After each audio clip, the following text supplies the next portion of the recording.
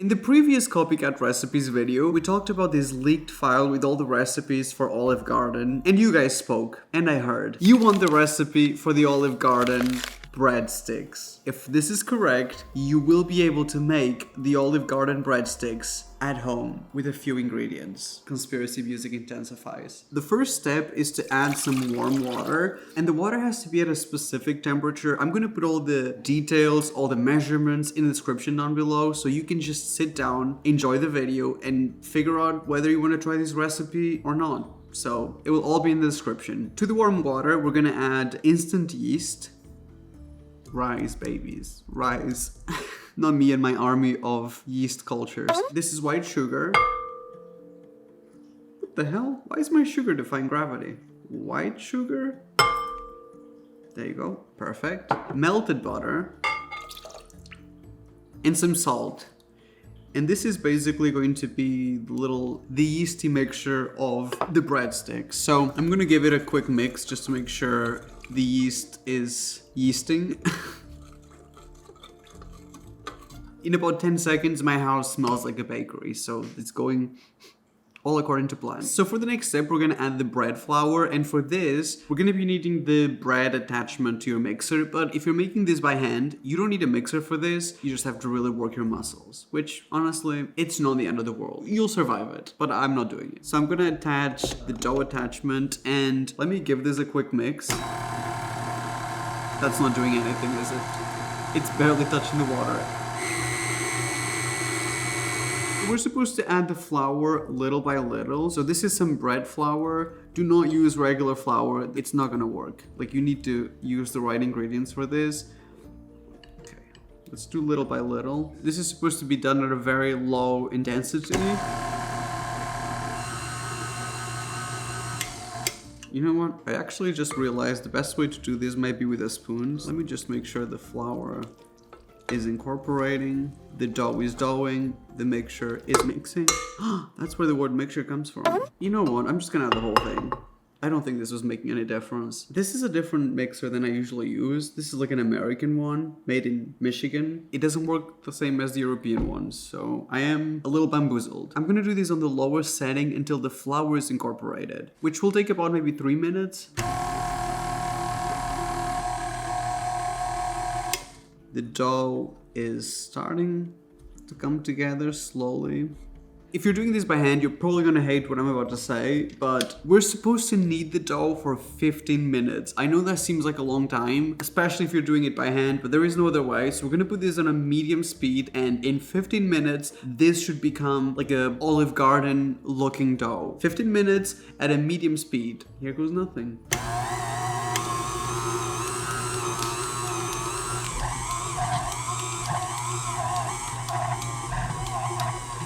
It has been around 13 minutes, and to me, it felt like enough. I mean, the dough is looking pretty smooth, but I will show you. Like, this all came out in once. Look how professional that looks. I mean, this is kind of perfect. And I could be wrong, but I think it's giving already. Like, look at that.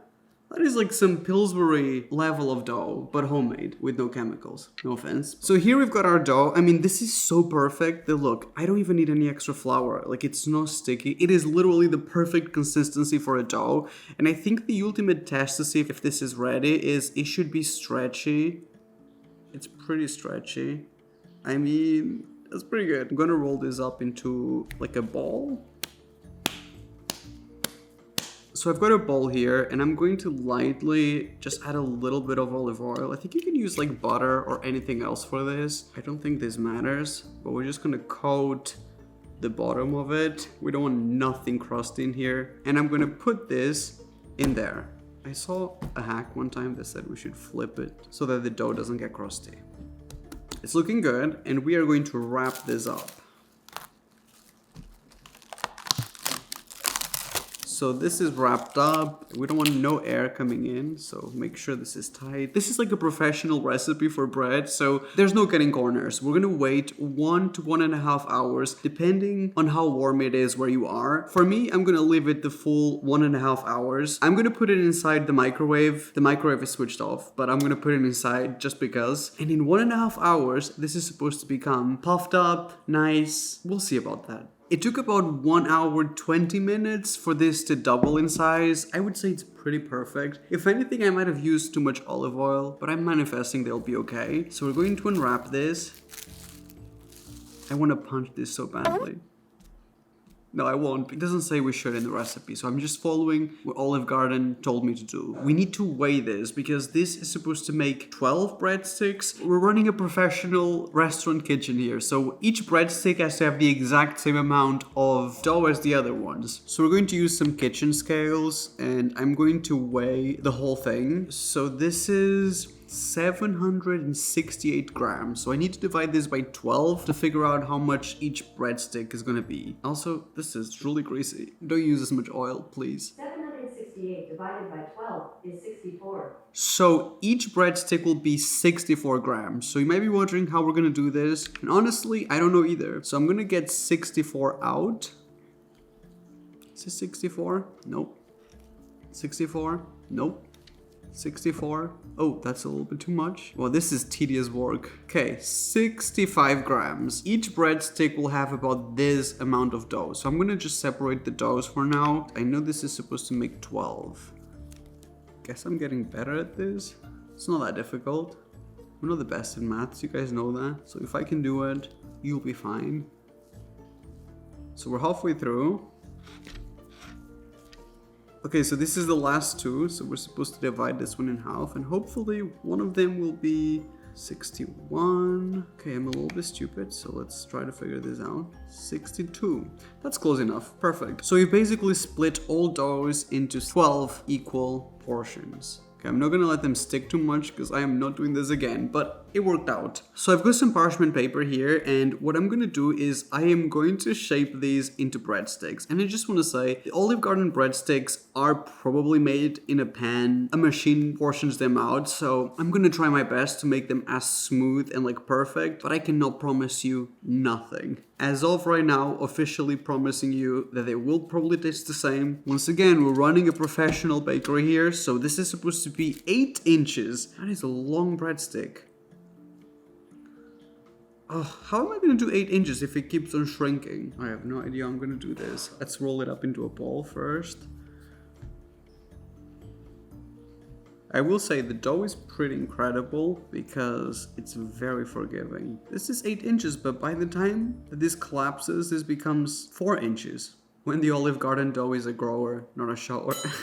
That is almost 8 inches. I just want to say the shape of this is not going to be good, but we got the size right. So this will be the right size. So I'm going to start lining them up, and then maybe we'll try to smooth them out later. This is kind of what you're looking for. And then you can obviously smooth them out. The Olive Garden breadsticks are flat in the bottom, so you can press them as much as you want to help you out, as long as they're 8 inches. And you should definitely keep them around 2 inches apart, just so that they don't bake into each other. I feel like that's as good as it's gonna get. I am happy with this. They are almost 8 inches. I can make this one a little longer. Now, I just gotta repeat this 12 times. You know what? I feel like once I get the hang of this, I will be unstoppable. I'm gonna open my own Olive Garden franchise. Okay, wait, this one is a lot smoother. What have I done differently? Wait, maybe if you do this on a table. Oh, this is so smooth. Wait a damn minute. How is this one so much better? If you roll them up on a table, it seems like it might work. Eventually, you become good at this, it seems. Wait, that's gonna look exactly like an Olive Garden breadstick. Do you see how smooth this is? So I'm gonna repeat this for the remaining 10 breadsticks. This better taste exactly the same, or I want my money back for the ingredients.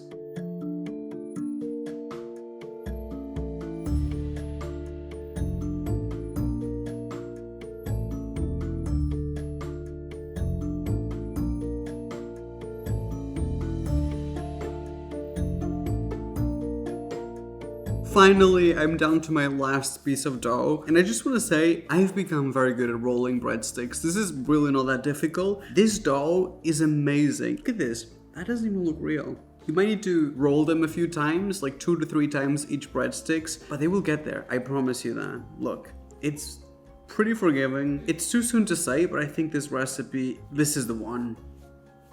So I'm trying to measure that all of them are 8 inches, and as you can see, it's 8 inches now, but once it sits there, it kind of shrinks a little bit, but this is all of our breadsticks. These are a little smoother because the longer they sit here, they puff up and they become smoother, like naturally. Like you don't have to do anything, they will smooth out. So as long as you do the 8 inches, which honestly, most of them kind of are. And 2 inches apart, which most of them aren't, but I think they'll be fine. Just gonna scooch here a little bit. My dog trying to get into my bed every night. We're gonna cover this with a towel. This is supposed to rest for another hour to hour and a half. I'm gonna give it like the same amount of time, an hour, 20 minutes. And when this is done, these are supposed to be smooth and look just like the Olive Garden breadsticks. And then the baking is really quick, so don't worry. I'm gonna let these rest one final time. Oh, I'm getting excited about this. So the breadsticks are supposed to bake for 400 Fahrenheit for 12 to 14 minutes. You kind of have to check the color and see when they look like the Olive Garden ones. But meanwhile, and this is really important that you do this before, we're gonna use some melted butter, garlic powder, and salt. This basically has to be ready because as soon as the breadsticks come out of the oven, still warm, we gotta coat them with the garlic salt and the butter. This is honestly why everyone loves the Olive Garden breadsticks so much. They're covered in butter and garlic and salt. That is probably why you're addicted to them. I'm really nervous about the baking time, but I don't even want to check the oven. I will check when we do it together. I'm praying. Suddenly I'm the most religious person in the world. You probably need a brush for this because otherwise how are we gonna coat the breadsticks? Do I want to check the oven? Oh, they're big. Okay. They're a lot bigger than I expected. Interesting. I'm not gonna lie, they look a little bit bigger than I was expecting, but we're gonna move quick. I'm gonna brush them. Wait, that literally makes them look like the Olive Garden ones. Wait, listen to this. Look at that, that's literally what they do at the Olive Garden. That's the right color. So at least we baked them, I think, to perfection when it comes to color. Some of them look pretty similar to the Olive Garden ones. I mean, I'm being generous with the butter. I have no idea what to expect from the texture of them. Like, I hope they're as soft as the Olive Garden ones. That's all I can hope for. But look, once you add the butter, they literally look the same, just not as perfect and a lot bigger, I think. I'm not even sure actually. I think they're decreasing in size as they sit here. So by the time that we compare them, they're gonna be the same size. I'm manifesting. I mean, these look pretty damn incredible. Would you look at this? Like, we made this. That is something that I made and I'm proud of. And honestly, I can't say that very often. Like, do you see the shine on them? I can't believe this. I'm gonna find the most perfect one and I'm gonna show it to you. I think there's one of them. This one looks exactly like one from Olive Garden. Oh, I need protection gloves for this. Oh my god, no, I'm gonna ruin the most beautiful one. Hell no. What about this one? This is a close second. Maybe a little bit too toasty, but that kind of does look like an Olive Garden breadstick, right? Especially from the side, that looks a lot like an Olive Garden breadstick. I don't know if we nailed the size. I feel like we did actually. Maybe a little bit too big. They're about 10% too big. I'm gonna let them cool down just enough that I can touch them. Let me give you a close-up of the full tray. I swear, in real life, they look a little more beautiful than they do on camera. This one looks exactly the same as an Olive Garden one. Would you look at that? That is the perfect breadstick. This is one I'm using for the side-by-side because the other ones, I think the recipe is giving, but my artistic skills, it's probably not giving as much. This is the moment I've been waiting for. So here we've got a breadstick from Olive Garden. I'm gonna put it on this side. Let's do 2 breadsticks from Olive Garden. And here we've got the breadsticks that we made. I mean, obviously I am no baker and you can see that when it comes to the shape of it, but are you kidding me? That's, other than the even coloring on top and the shape, that's pretty similar. Like the shininess on it, the fluffiness of it, it's pretty similar. Let's ignore the slightly overcooked and a little bit too big ones. It might not be perfect. Even on the side, like, I just think the fluffiness will be the same as well. We will see. But like, I am pretty happy with this. And the coating of butter on the outside, it's literally exactly the same. So these are the Olive Garden ones and they're a little bit stale by now. But, I mean, this is kind of what it looks like in the center. The comparison might not be perfect because mine are very fresh, so mine have an advantage. And this is the COPYCAT recipe ones. On the inside, they feel pretty similar. If I showed it to you like this, you wouldn't even be able to tell which one's which. The crumb, I think that's what you call it, it's very similar. This one's a bit stale though. One bite of the Olive Garden one. Amazing. And one bite of the one that we made. Mine is fresh. That's it. That's the only difference. I'm looking at them on the plate and I can't even tell which one is which anymore. They're all blending into one. The garlic, the butter, the amount of salt, and most importantly, the density of the bread, like the texture of it, is the same. I don't know what to tell you. I want you guys to actually go and try this because you will not be disappointed. If you have my skills when it comes to shaping these, you might be disappointed in the shape of them, but when it comes to the flavor, I wouldn't say this unless I really meant it. I really think this is a 99.9% replica. The 0.01% being that I can't shape bread to a professional level. And these are dry. Are you kidding me? Oh my god. I'm making a whole batch and I'm freezing them. And I'm never buying them ever again. This recipe also comes from the allegedly leaked Olive Garden document. And this is what I think the greatest sauce at Olive Garden, which is their pesto sauce. So I bought this one from actual Olive Garden. They give you such a little amount of sauce because this stuff, this is powerful, this is delicious, it's rich, expensive, and they know it. They also leaked the recipe for it, so we're gonna test it out. So we're gonna use a food processor, but I think you can also use an immersion blender. You can even use a knife if you really want to. I mean, it doesn't really matter. If you can blend the ingredients, that's all that matters. These are some pine nuts. And this is fresh basil that I just chopped up. So this goes on top of it. And it might seem like there won't be enough space, but once we blend this, there will be plenty of space. This is freshly minced garlic. And obviously a whole lot of olive oil. This is basically the part of the ingredients that we need to blend, and then we're gonna add the rest of the stuff after this has been blended. So this is like the most important part.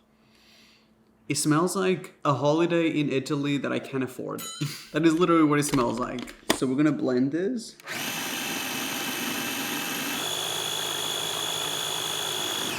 I mean, that looks pretty damn similar to the one I've got here. Not me copying someone's homework. It is similar. That seems about right. I'm like, I get speechless that these recipes work as much as everyone else. I'm not expecting this every time. I mean, I guess if it didn't happen, I would just not post the video. So this is it. So I'm gonna transfer this to a bowl because we need to add the rest of the ingredients, but I just kind of want to show you the consistency. It seems like exactly the same as the Olive Garden consistency. It's greasy, chunky, but blended at the same time. Even the color seems correct. So we're gonna pour our pesto out. No, because that looks incredible. If you get a big portion of this sauce at Olive Garden, it costs $10 for this amount. $12 actually. Let's be specific, Olive Garden. We haven't even officially finished this, and for me, this is already the best pesto. Are you kidding me? This is some like restaurant quality pesto. That looks incredible. To this, we're gonna add salt and pepper. And this is, I think, what makes Olive Garden pesto like the most addictive pesto that you literally cannot stop eating it. They use a whole lot of cheese in it. The way I can smell the difference should be studied. This is Parmesan cheese. And this is some Romano cheese, which, by the way, Romano cheese, ever since I started testing the Olive Garden recipes, has become my favorite cheese of all time. So we're going to mix this, and this is going to become the Olive Garden pesto. Okay, but like, are you kidding me? This is low-key perfect. So we're supposed to let this sit for a little bit. I'm gonna let the oils marinate so the flavors can infuse. So I'm gonna just put this in the fridge for maybe like half an hour. You probably should leave this for a long time, but I wanna taste it and I wanna compare it to the Olive Garden one. So we're gonna cover it. Don't do me wrong, please. The ultimate pesto test. So this is the Olive Garden pesto sauce, and this is the COPYCAT recipe. So let's see the difference. We're gonna start with the Olive Garden one. So let's open it up. As you can see, the olive oil is kind of separated. So that also happens with the restaurant one. So I'm gonna mix it, but this is kind of the consistency of it. It's like chunky, but it is an amazing pesto. So I'm gonna pour that into the glass, because I want you to be able to see everything. Like, if it doesn't look the same, it doesn't look the same, period. So this is the Olive Garden pesto. And this is our pesto sauce that we made, which, as you can see, the olive oil also comes to the top once we put this in the fridge, once the olive oil kind of resurfaces, but it looks very similar. So I'm gonna try to pour the same amount. They are pretty similar in color and the texture of it. This is one I made. This is the Olive Garden one. It's pretty similar. I expected similar, not an exact replica. I am pretty happy with this. If I look away for a second, I'm gonna mix them up, I already know. The key really is to put it in the fridge and let the oils kind of combine and be released from the nuts. This is probably how most people eat the pesto sauce, the garlic bread sticks. We're gonna coat it and see. Is this similar? Does it coat the same? This is easy to forget which one is which because they look so similar. Maybe we've done something. These recipes are no joke. I promise you that. We're gonna start with the Olive Garden one. Incredible. Once you know what's in it, it's like, oh yeah, I can taste the Romano cheese, parmesan, pine nuts, and on to our COPYCAT one. You already know. You know. The same sauce. I'm trying not to say it, but I don't know how else to convey how good these recipes are. I'm not even surprised anymore. I'm like, yeah, I get it. I get it. They're both salty. The amount of cheese is the same. The amount of nuts is the same. The amount of olive oil. I literally cannot tell the difference between these. They are the same sauce. I literally actually wouldn't be able to tell the difference. I like both exactly the same because they're the same sauce. Just try it. There's no cooking involved, and come back and let people know in the comment section. Please let them know, because people think I'd be lying. I'm not lying. This is to the amount of salt, pepper. This is the same damn recipe. You're welcome. And Olive Garden, I'm so sorry, but you did this to yourself. This is the leaked recipe for one of the most popular starters at Olive Garden, which is the spinach and artichoke dip. And by the way, this one comes from Olive Garden, but it's been sitting in my house for a good 6 hours, so it's towards crusty, but you get the idea. I had good intentions. Appreciate my intentions, please. So anyways, this recipe is shocking. I could not believe how easy it is to make this. It is so easy. I wouldn't even consider this a recipe. I would consider this playing. It's an insult to my brain cells calling this a recipe. And if you don't believe me, I'm gonna show you. The most shocking part of this recipe is that you don't need anything. You just need a baking dish. That's all you need for this. And there's no steps. There's no instructions. The instructions, according to the Olive Garden recipe, is just mix everything. So we're gonna start with cream cheese. It's a whole lot of cream cheese. I just want to say that we're also making a restaurant level batch. So this is quite big, but maybe you can do half. But you know what? Don't. Make a restaurant batch. Enjoy it. To this, we're going to add some mascarpone cheese.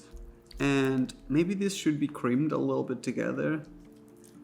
I mean, according to Olive Garden, it does not matter, so maybe it doesn't matter. What do I know? This would be easier with an electric mixer, should I? It would make my job a whole lot easier. You don't need to do this, but I'm gonna just be extra.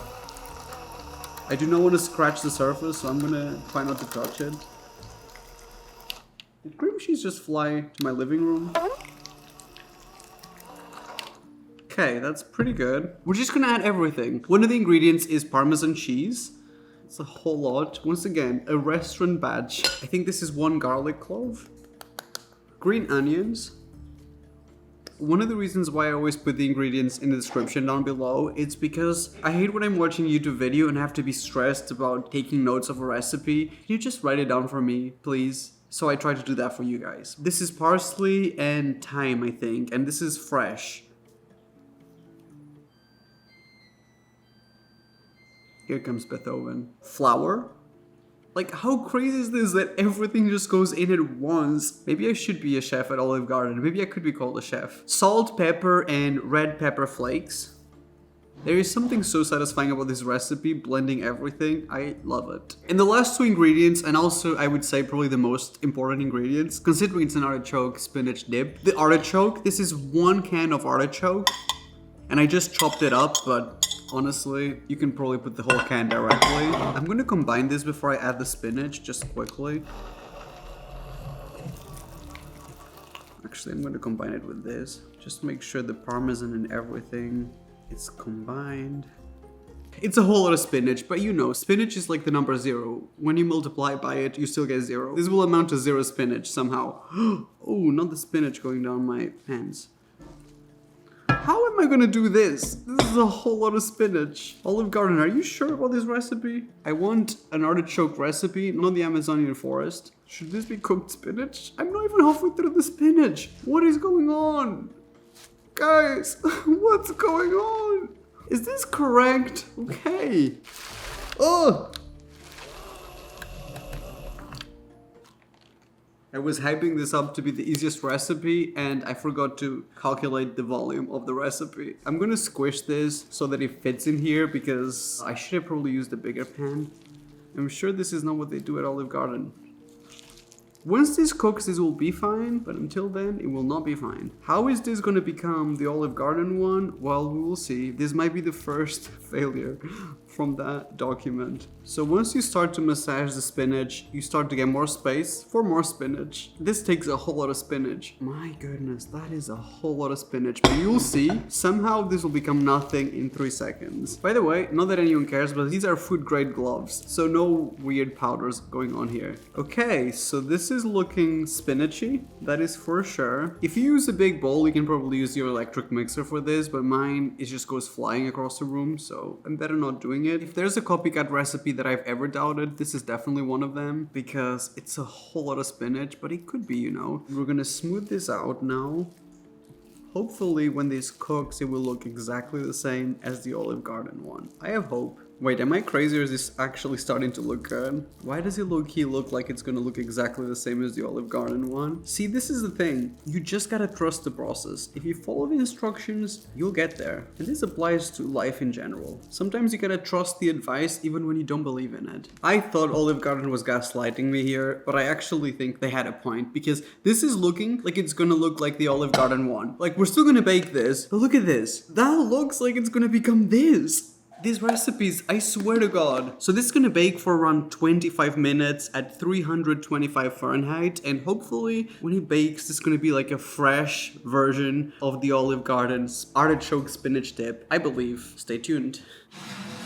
No, because you guys do not understand how amazing this looks and smells. This is the best smelling dish I've ever had in my kitchen, possibly ever. Not to be dramatic, but to be dramatic. You know I've been dying to do this. I want to see if it's creamy in the center like the Olive Garden one. Should we mix it? It is literally perfect, creamy. The crispy edges to give it some extra flavor. It looks perfect. It literally looks perfect. Do you hear the crispy edges? Listen to this. That's gonna be so good. Like the texture of it, the chunks of the artichoke, it looks really similar to the Olive Garden one. But obviously, because my Olive Garden one is kind of crusty, in complete honesty, I put it in the microwave for 10 seconds and we're gonna see a side by side. Either way, this one is so good that I think this looks better than the Olive Garden one. So this is the one that we made and this is the one from Olive Garden that I put in the microwave. I mean, are you kidding me? It is really similar. It literally comes down to this one is fresh and you can see it, and this one is a little bit old and you can see it, and that is okay because food gets drier as it sits here. Doesn't this look like a fresh version of this? This could be like a camouflage thing. That's how similar they look. But we need to put this on a plate and see a real side by side. So on this side, we're gonna put the microwaved Olive Garden one, and look at the texture of the artichoke.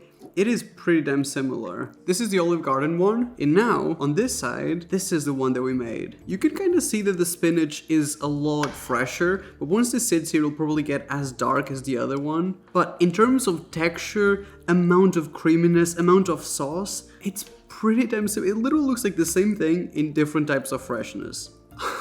Like on this camera, it just looks the same. It literally comes down to the color of the spinach. You know, spinach gets darker as it sits here, and this one's been microwaved like twice today, and this one just came out of the oven freshly cooked. But like the smell of them, the texture, the ingredients, the amount of ingredients, it's giving. So I've got here a box of, I don't know what these are called, they're from Olive Garden. So we're gonna put one on here, and we're gonna put one on here. Are you kidding me? This is like the perfect copycat recipe. I don't know why Olive Garden decided to give us the recipes, but they really did. We'll try it, but I already know. Okay, so this one is not too warm. So this is the Olive Garden one. It's a little bit thicker. Still looks pretty good, but definitely a little bit thicker.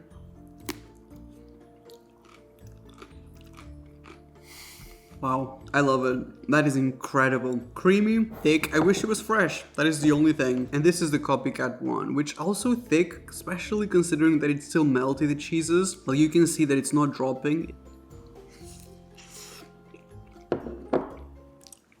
You need to try this. I can't even taste the difference in freshness. This one's hot. This one's just warm. That is the only difference. I literally don't know which one I prefer. I like both of them. I'm like, I'm confused.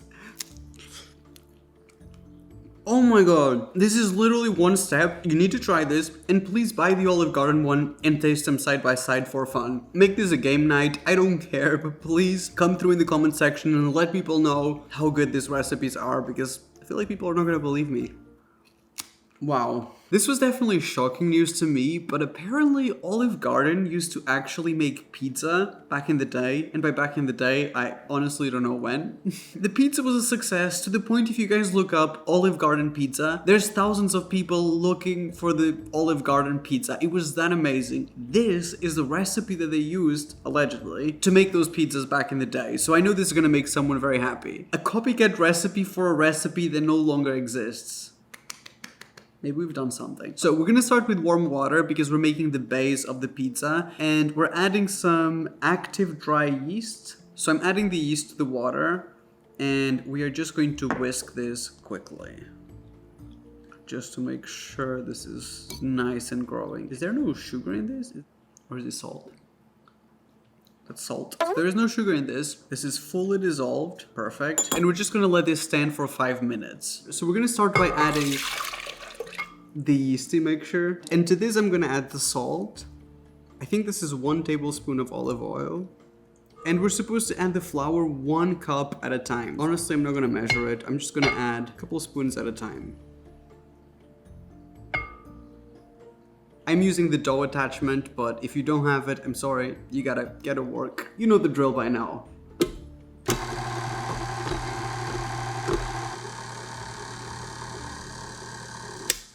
I'm really trying to resist the urge to add the flour all at once because I hate steps like this. They feel pointless. I don't think they do anything. Why do I feel like I'm spoon feeding my yeast? So maybe I'll just add it as it's going. It's actually coming together really nicely. Okay. Now that this is kind of working, it's a little bit too elastic, so we're gonna add the remaining of the flour so that it's less wet. And that is it. We're gonna knead this for a couple of minutes, and let's see what happens. Oh God. I'm gonna return this electric mixer tomorrow morning, first thing. Can you believe this? Why is it doing this? Why is it twerking? This thing is cursed. So I let my cursed electric mixer kind of do this for like 6 minutes. This is what the dough looks like. So this is supposed to make, I think, 4 pizzas, maybe individual sized pizzas. I didn't know that until now. I guess this recipe makes 4. So I'm pretty happy with this. It was kneading for around maybe like 7 minutes, so I didn't give it too much time actually. But it looks good. So I'm gonna put this on a floured tray just so that it doesn't stick. So it's just a bit of flour on here. So we're gonna put it on here, and we're gonna cover this with a dry towel until this doubles in size. How long is it gonna take for this to double in size? An hour? Maybe. I honestly don't know, but I'll keep you updated. I'm gonna look at the clock and I'll let you know. When this doubles in size, we can carry on with dividing it and making our pizza base. So while we wait for the dough to double in size, this step, it's supposed to be what makes their pizza like the greatest pizza, which is really interesting. We're gonna grab a whole lot of garlic, and I mean a lot. I think these are 16 cloves of garlic. I'm not gonna count them. I hope it's 16. Someone will count it, and they will let you know in the comment section. Thank you to that hero. And we're gonna top it with 1 tablespoon of olive oil. So try to coat the garlic. You can also probably do the whole garlic bulb like they do on TikTok, but this is gonna make my life easier. And we're gonna cover this, and we're gonna bake it for 45 minutes. That is a long time, but what we want is that sweet roast garlic flavor that's going to elevate our pizza from, like, you know, fast food pizza to like Italian, like restaurant style. So 45 minutes in the oven, and I will show you what this looks like. 45 minutes later, this is what your roast garlic should look like. I mean, that's pretty incredible. This is what's gonna give our pizza that amazing flavor. So this is gonna be one of the toppings. The toppings are interesting for this pizza. I will show you what they are, but first we gotta prepare the base for the pizza. So by now, our dough should be... It's pretty big. That is doubled in size. So this recipe actually makes 4 pizzas, which I wasn't aware before. I really thought this was gonna be a big pizza. I was like, that seems fitting. So we gotta divide this into 4. I don't think... Oh, that is so satisfying. It's gonna be an amazing pizza dough. Okay, so once you divide the dough, this is kind of what it looks like in the center. I don't know if that means anything to anyone, not to me. I will know it once I taste it. I'm only gonna use one of them. If you have friends, make pizza for your friends. And make sure there's enough flour in the bottom so it doesn't stick. Or maybe parchment paper, that would work as well. And we're supposed to flatten this out into a circle. But this is supposed to be like a rustic kind of pizza, so I don't think it actually needs to be perfect, which is, in my opinion, that is the best thing when that happens. I wish I had like a specific pan for a pizza. My dishwashing is already kind of wild, so this is as good as it gets today. I'm kind of trying to make this into like a pizza shape, but it kind of wants to do its own thing and I might let it. Like I said, this is supposed to be like a rustic kind of artisanal kind of pizza. I'm not going to worry too much that it isn't perfectly round. This is kind of perfect for me. So that is basically it. Before we add the toppings, I know you're probably so done with this, but I mean, we're making things that are supposed to be the way you make them at a restaurant. And this is why they taste good, because they take a long time. We're gonna cover this one more time, and this is supposed to rise a little bit. I think 30 minutes will be sufficient, but I'll probably give it an hour because I'm extra. And then we can finally do the toppings. So the pizza base is ready, and this looks like it's gonna be amazing. Like, I don't want to jinx it, but do you feel that? It's puffing up just slightly. Also, it's as close to a circle as we're gonna get. This pizza doesn't have any sauce, no tomato sauce, which is interesting. It actually just starts by adding fresh mozzarella, just sliced. I'm not used to doing this. This is truly like a traditional, like if you ever had pizza in Italy, you know that it's very plain. I feel like this is gonna be kind of like that. Feel free to make it look nicer. Please do. Someone's gotta do it. So I think this will be about the right amount of mozzarella. I mean, right now it looks really ugly, but I want to believe. The next ingredient that apparently they use is eggplant slices. Because this makes like 4 pizzas. I'm kind of guessing how many to put on this one. It kind of seems like this is going to be amazing. I peeled the eggplant before I sliced it. This is actually giving something that you'd only get at a restaurant, so I want to believe this. I want to believe that this is going to be the real deal Olive Garden pizza. It looks amazing. The flavor of this, like the only flavor that we're going to add to this, is the roasted garlic that we prepared earlier. It just says to top it up with the garlic. I guess we just do this. I mean, you better like garlic. Guys, this is a beautiful slice of pizza. So this garlic is already like black and toasty. It's gonna be even more toasty. Let me turn it around so that it looks better. Are you kidding me? This looks like a book cover for like an Italian food. And you don't have to worry about like garlic breath, because when garlic is cooked, something happens to it where it becomes sweet. So this is actually like just sweet. This is looking incredible. This is not looking like a pizza that I would make at home. This is looking like truly restaurant quality. This is why I honestly think these Olive Garden recipes are legit. This is gonna bake at 550 Fahrenheit for 5 to 6 minutes. So it's a very high temperature, very quickly. I've never been more excited to see what something is going to look like. This is so beautiful. You know what? I love garlic. Why am I being shy with the use of garlic? I'm worried what people are gonna say in the comments, but I wanna have the most garlicky pizza in the world. I used every single piece of the garlics in one pizza, and I would do it again. This is so hot. This looks insane. I've never made a pizza that looks like this. And listen to the crust. We made this. This is the most insane pizza I've ever cooked. This is some crazy restaurant level. Like, I understand why everyone wants to know how to make this. The crust? Straight out of Rome, Italy. So the last step of the recipe is to top it up with some prosciutto. So we're gonna do that. Maybe some people are better at decoration than me. I'm trying to make it cute. Probably use some fancy prosciutto. I used whatever Walmart was selling. So we're gonna top this up with this. Oh my god. And the prosciutto starts to stick with the pizza. Doesn't this look like a restaurant dish? I hope everyone is seeing the same thing as me, because this is crazy. I made this with my hands, with ingredients that I bought from Walmart. And the last step is to top it up with some pesto. So we're gonna top it up with some pesto. I mean, I don't understand why Olive Garden took this off the menu. Olive Garden currently does not make an item that looks nearly as delicious as this. This is literally perfect. We are single-handedly going to make Olive Garden bring this back. Tag Olive Garden, they need to bring this back. Are you kidding me? This is the most beautiful thing I've ever made in my kitchen. I made myself speechless. And listen to the crust. This is gonna be the most satisfying thing I've ever done in my life. Every edge is just perfect. Let's do it.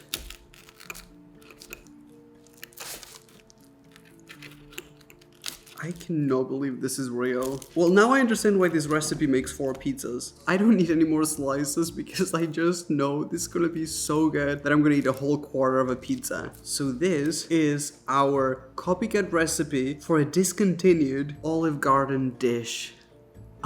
Would you look at this slice? That is the most beautiful slice of pizza ever. And listen to the bottom. It is just perfect, the way it holds the cheese. This is a perfect slice of pizza. Oh my god. Let's give it a try.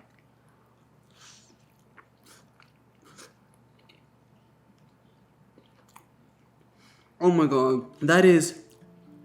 That's the best anything I've ever cooked in my kitchen. Oh my god. I've never eaten anything as delicious. And the garlic, it's like sweet. You'd think this is too much garlic. Trust me, this is not too much garlic. This is the perfect amount of garlic. I just made myself speechless with this. This is the strangest copycat recipe in the sense that this product doesn't exist anymore, so we can't really compare it. But this is the best, and I have officially made like some Michelin star quality pizza in my house. That is so good. Wow. When you guys ask for it, I always deliver. And you guys wanted more recipes from the Olive Garden, leaked recipes, and I have provided. This was insane. From the breadsticks to the most insane pizza I've ever had. I honestly think you should try every recipe in this video because not only they worked, but this tastes possibly even better than Olive Garden because it's fresh when you make it at home. So if you enjoyed this, if you want to see more copycat recipes, you know what to do. Don't forget to like the video, subscribe, switch my notifications on so you don't miss out on future episodes. I love you guys, and I will see you on my next video. Bye bye.